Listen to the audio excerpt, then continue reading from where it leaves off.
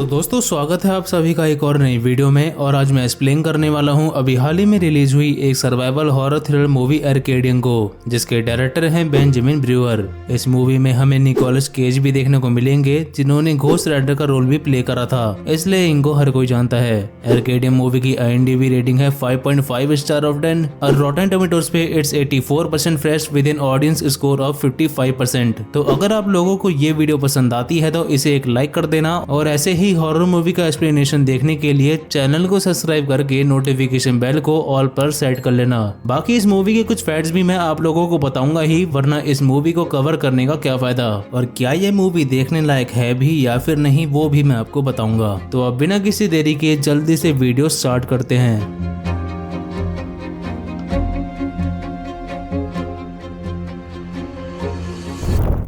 Movie की शुरुआत में हम एक पॉल नाम के बंदे को भागते हुए देखते हैं। चारों तरफ महामारी फैली हुई है, दूर दूर से बम के फूटने की आवाजें आ रही हैं और सायरन्स भी सुनाई दे रहे हैं, और एक तरीके से दुनिया का एंड चल रहा है, या फिर कहीं धरती पे ऐसा कुछ हुआ है जिसकी वजह से काफी लोग मारे जा चुके हैं। पॉल भागते हुए एक घर में पहुंचता है और अपने बच्चों से मिलता है, जिसके बाद यहाँ से कहानी 15 साल आगे बढ़ती है और दोनों बच्चे भी अब बड़े हो चुके हैं। पॉल अपने दूसरे बेटे का परेशान होते हुए इंतजार कर रहा है, क्योंकि उसका बेटा अभी घर पे नहीं पहुंचा है। तभी उसका बेटा भी वापस आ गया, लेकिन पॉल उसको लेट आने के लिए सुनाता है और उसे कहता है कि अगर तुम फिर से लेट करोगे तो अगली बार वो उसको बाउंड्री के पार नहीं जाने देगा।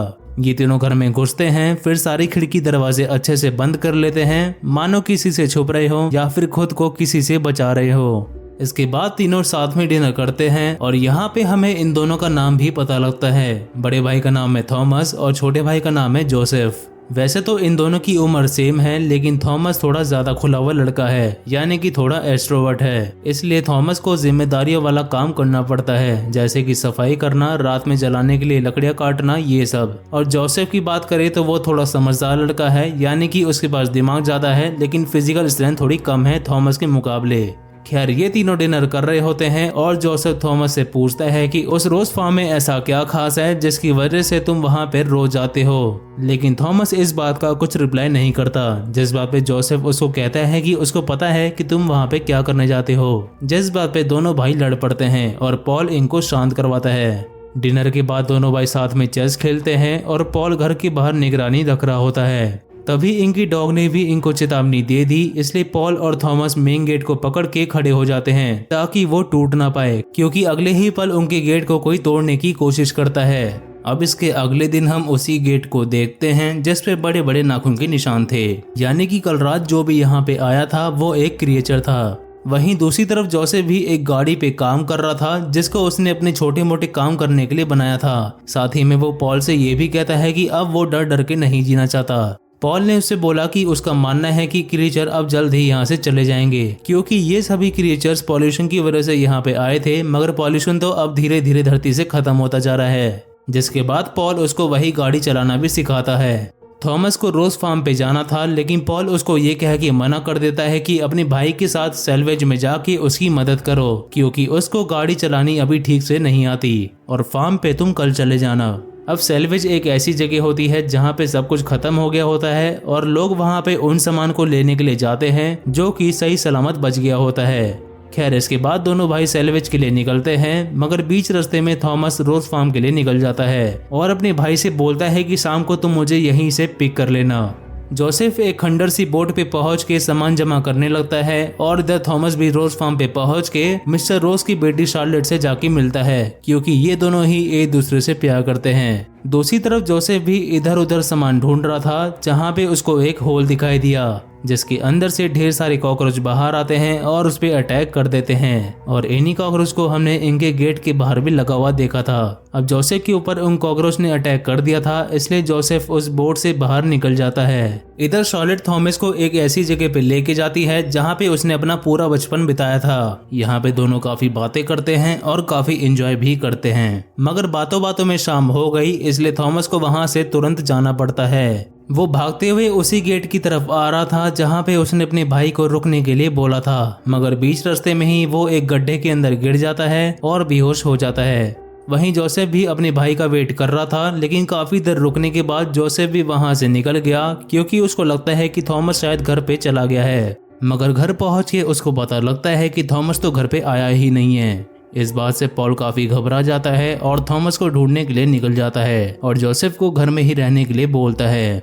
वहीं दूसरी तरफ थॉमस को भी होश आ गया था, इसलिए वो उस अंधेरी जगह में से बाहर निकलने का रास्ता ढूंढ रहा था। लेकिन वहां पे उस पे कुछ क्रिएचर अटैक कर देते हैं और ये वही क्रिएचर है जिसने इन पे कल रात अटैक करा था। और ये सभी क्रिएचर्स रात में ही बाहर आते हैं, इसलिए ये लोग अंधेरा होने से पहले घर पहुंचना चाहते थे। खैर थॉमस की आवाज को सुनकर पॉल भी वहां पे आ जाता है और उस क्रिएचर को मार डालता है। फिर ये दोनों डिसाइड करते हैं कि ये लोग इसी जगह पे रात भर रुकेंगे और अगली सुबह यहाँ से निकलेंगे। दूसरी तरफ जोसेफ ने भी घर के सारे दरवाजे बंद कर लिए थे, मगर सिर्फ एक गेट को खुला छोड़ दिया था क्योंकि वो उस क्रिएचर को पकड़ना चाहता था। तभी एक क्रिएचर वहां पे आ भी गया जो कि जोसेफ को मारने वाला था, मगर तभी जोसेफ ने एक ट्रैप में उसको फंसा लिया। दरअसल यहाँ पे वो खुद को एज अ बेट यूज कर रहा था। इधर हम पॉल और थॉमस को भी देखते हैं जिन पर बाकी क्रिएचर्स ने फिर से अटैक कर दिया था। वो सभी क्रिएचर्स जमीन के अंदर से उन पे अटैक कर रहे थे, इसलिए पॉल एक काइंड ऑफ बॉम्ब बनाता है और उस बॉम्ब को फोड़ देता है, जिससे वो सभी क्रिएचर्स मारे तो जाते हैं, लेकिन उस धमाके में पॉल भी बुरी तरह से घायल हो जाता है।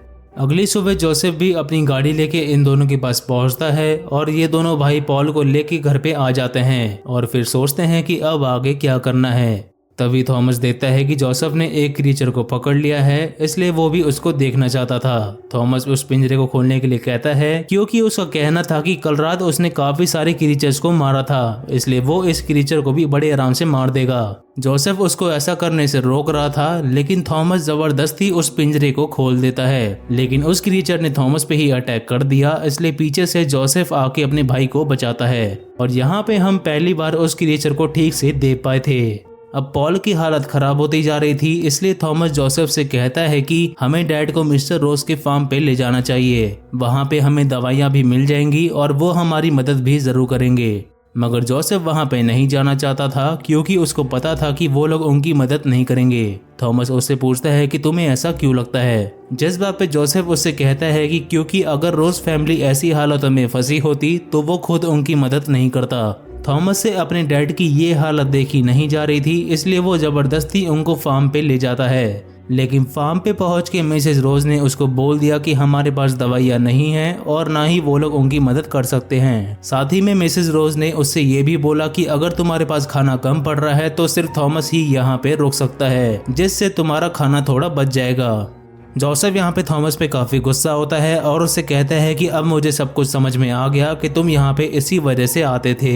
मगर थॉमस भी शार्लेट के पीछे पागल था, इसलिए वो मिसेस रोज के घर में आ जाता है और जोसेफ अपने डैड को लेके वहां से निकल लेता है। घर पे पहुंच के जोसेफ को जमीन के नीचे कुछ गड्ढे दिखाई दिए, जिनको देखकर उसको भी समझ में आ गया कि ये क्रिएचर्स जमीन के नीचे से भी आ सकते हैं, इसलिए वो उनको हराने की तैयारी में लग जाता है। इधर थॉमस और शार्लेट आपस में बातें कर रहे होते हैं, जिसके बाद दोनों एक दूसरे को किस करते हैं। मगर ऐसा करते हुए शार्लेट के डैड उसको देख लेते हैं, जिसके बाद वो उसको वहां से लेके चले जाते हैं। फिर थोड़ी देर बाद थॉमस को रियलाइज होता है कि उसने कितनी बड़ी गलती कर दी। उसके डैड की इतनी बुरी हालत है, मगर वो यहाँ पे क्या कर रहा है, इसलिए वो वहां से वापस घर जाने के लिए निकलता है और शार्लेट से मिलके उसको ये कहता है कि अगर तुम्हारे पास कोई दवाई है तो प्लीज उसको दे दे, क्योंकि उसकी डैड की तबीयत बहुत ही ज्यादा खराब है। शार्लेट उसको दवाई दे तो देती है, मगर इनकी बातों को इनके घर का सिक्योरिटी गार्ड सुन लेता है। फिर जब थॉमस वापस अपने घर पे जा रहा होता है, तब उसको वो गार्ड रोक के ये कहता है कि तुमने दवाइयाँ चोरी करी हैं। थॉमस ने उसको बोला कि ये दवाइयाँ शार्लेट ने उसको दी है, मगर वो उसकी एक नहीं सुनता और उसको एक जगह पे ले जाके बांध देता है। वो गार्ड उसके पैरों पे गोली मारने वाला था क्योंकि वो दवाइयों को चोरी करके वहां से भाग रहा था। मगर इससे पहले कि वो उसको शूट करता, तभी वो क्रिएचर्स जमीन के अंदर से उस पे हमला कर देते हैं और साथ ही में वो शार्लेट की मम्मी पापा को भी जान से मार डालते हैं। ये बात जैसे ही शार्लेट को पता लगती है, वो पूरी तरह से टूट जाती है, मगर ऐसे हालातों में वो कर भी क्या सकती थी, इसलिए वो सबसे पहले जाके थॉमस को उस क्रिएचर से बचाती है। फिर दोनों वहां से निकल के जोसेफ के पास जाते हैं क्योंकि शार्लेट के घर में आग लग चुकी थी। ये दोनों जोसेफ के पास जाते हैं, जिनको देखकर जोसेफ काफी खुश होता है और उनको बताता है कि वो क्रिएचर्स हम पे कभी भी अटैक कर सकते हैं, क्योंकि उनको उन्हीं गड्ढों के अंदर जाना था जो कि फिलहाल अभी हमारे घर के नीचे है। इतने में पॉल को भी होश आ गया, जिनको ये लोग दवाई खिलाते हैं। साथ ही में उससे पूछते हैं कि वो क्रिएचर्स जमीन के अंदर से आने वाले हैं, इसलिए अब हम क्या करेंगे। इस बात पे पॉल उनसे कहता है कि हम लोग उनसे फाइट करेंगे। जोसेफ शार्लेट और थॉमस को बताता है कि उसने एक प्लान बनाया है, जिसके हिसाब से वो ढेर सारे फ्यूल कैन को लेके आता है और पूरे घर में फैला देता है, ताकि जैसे ही वो क्रिएचर्स उस गड्ढे में जाने की कोशिश करेंगे तो वो लोग उस फ्यूल में एक बॉम्ब की मदद से आग लगा देंगे और खुद एक बड़े से बॉक्स के अंदर जाके छुप जाएंगे, जिसकी वजह से वो लोग खुद बच जाएंगे और वो क्रिएचर्स मारे जाएंगे। अगले ही पल वो क्रिएचर्स वहां पे आ जाते हैं और पॉल भी खड़ा हो गया था उनसे लड़ने के लिए। एक क्रिएचर थॉमस पे अटैक करने वाला होता है, लेकिन शार्लेट उसको बचा लेती है। वहीं ऊपर में पॉल भी एक एक करके सभी क्रिएचर्स को मार रहा था, लेकिन तभी एक क्रिएचर पीछे से आके इन पे हमला कर देता है, जिसको थॉमस और जोसेफ बड़े आराम से मार देते हैं। और इन दोनों भाइयों को ऐसे फाइट करते हुए देख पॉल को समझ में आ गया कि उसके दोनों बेटे अब पूरी तरह से तैयार हैं और ये दोनों इस दुनिया में अच्छे से सरवाइव करना भी सीख चुके हैं, यानी कि अब पॉल का मकसद यहाँ पे पूरा हो गया।